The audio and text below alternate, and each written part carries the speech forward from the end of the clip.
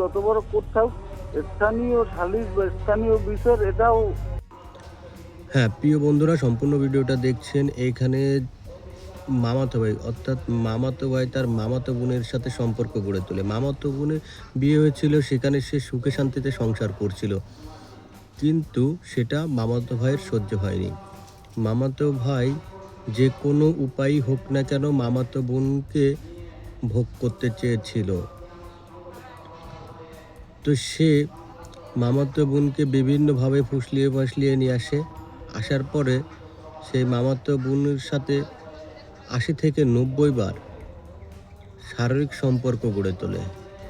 যে সম্পর্কের ফলে মামাতো বোন ৩ মাসের জন্য প্রেগনেন্ট হয়ে যায় এবং মামাতো বোনকে সে বিয়ের প্রলোভন দেখিয়েছিল।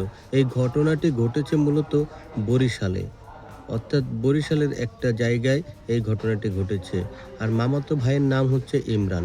এই ইমরান মামাতো বোনকে যেভাবে ভোগ করেছে এবং সেটা নাকি ভিডিও ধারণ করে রেখেছে।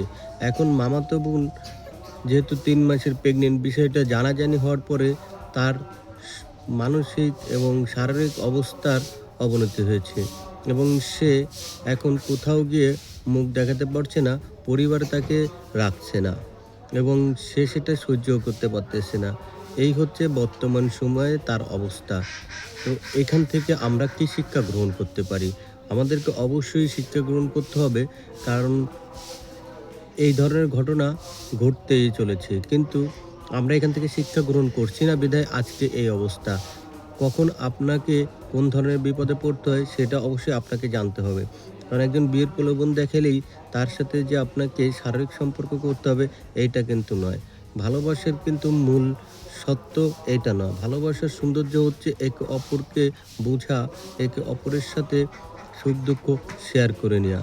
আর বর্তমান সময়ের ভালোবাসা হচ্ছে একজন আরেকজনকে শুধুমাত্র দৈহিক চাহিদা পূরণ করা। এইটাই হচ্ছে বর্তমান সময়ের ভালোবাসার এক বাস্তব দৃষ্টান্ত হয়ে আমাদের সামনে ধরা দিচ্ছে।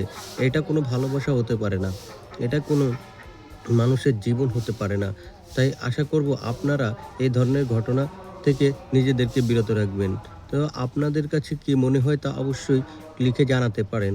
আর আপনি যদি এই ধরনের কোনো ঘটনার সাক্ষী হয়ে থাকেন তাহলে অবশ্যই আমাদের সাথে শেয়ার করতে পারেন। আমরা চেষ্টা করব পরবর্তী ভিডিওটা আপনাদেরকে সেই গল্পের উপরে বা সেই বিষয়ের